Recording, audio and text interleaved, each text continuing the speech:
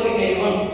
అంతేలే డాడీ, నా అన్నయ్యకే ఇస్తావు, ఎందుకంటే అన్నయ్య మీద నీకు చాలా గౌరవం ప్రేమ ఉంది. వాడు నేను చెప్పిన మాట వింటాడు, దేవుడిలో ఉంటాడా, ఇప్పుడు వాక్యం చదువుకుంటా ప్రార్థన చేసుకుంటా నేను చెప్పిన మాట వింటాడు, అందుకని నేను వాడికే ఇస్తాను.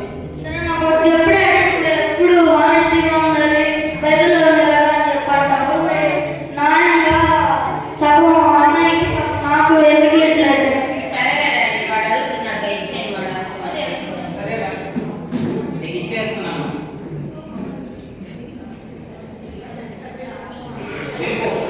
నేను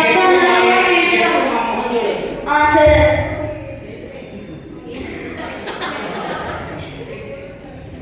అరే గాయ్స్, నేను మా డాడీ దగ్గర నుంచి రాసి తెప్పించేసాను. రండి స్పైడర్ మ్యాన్ మూవీకి వెళ్దాం, గోవాలో ఎంజాయ్ చేద్దాం రండ్రా. వస్తాను ఫ్రెండ్, నువ్వు కూడా అక్కడే ఉండు.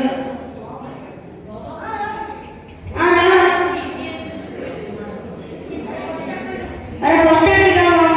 షాపింగ్ చేద్దాం. గోవాకి వెళ్దాం. సరే, గోవా టికెట్ బుక్ చేసుకుని షాపింగ్ నుంచి గోవాకి వెళ్ళిపోవాలి. సరే అలాగే సరే.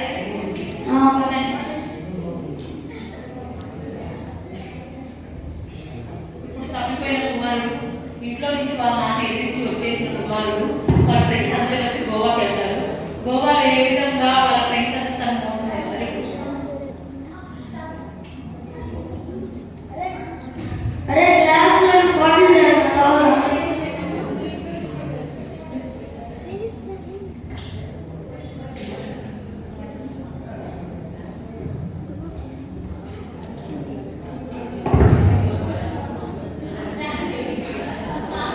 అరే ఏమన్నా ఉన్నారా? రే భలే మజాగా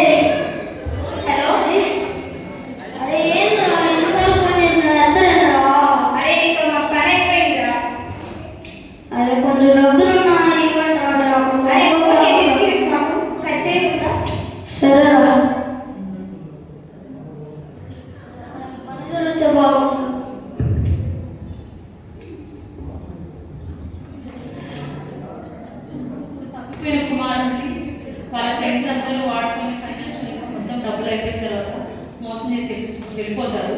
సో ఇప్పుడు తను ఏ స్టేజ్లో ఉన్నాడంటే రియలైజేషన్ స్టేజ్లో ఉన్నాడు.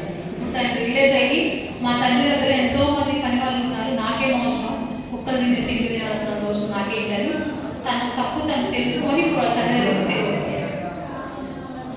అరే ఇప్పుడు దగ్గరలో నా అన్న వెళ్ళి డాడీ దగ్గర ఉంటుంది. కానీ ఏముంటే మళ్ళీ డాడీ కూడా చెప్పాడు ఇంకోసారి మా మొహాన్ని చూడొద్దు అని. సరే డాడీ ఆమె క్షమిస్తాడేమో చూద్దాం.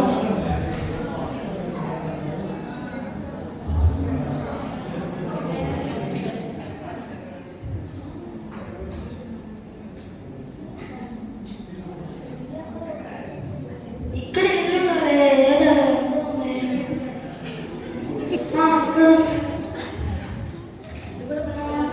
సారీ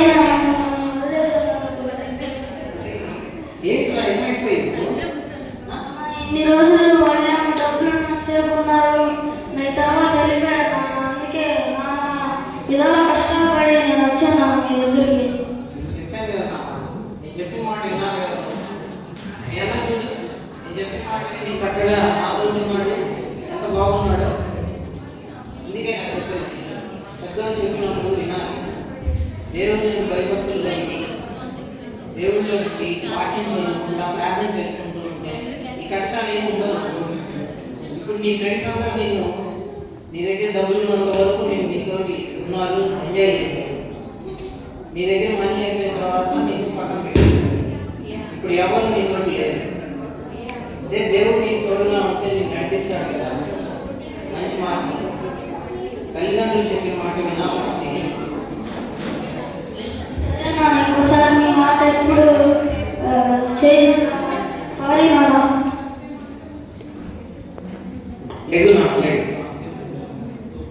చూశారు కదా మనం ఇక్కడ ఏం తెచ్చుకున్నామంటే తను వాళ్ళ నాన్న దగ్గర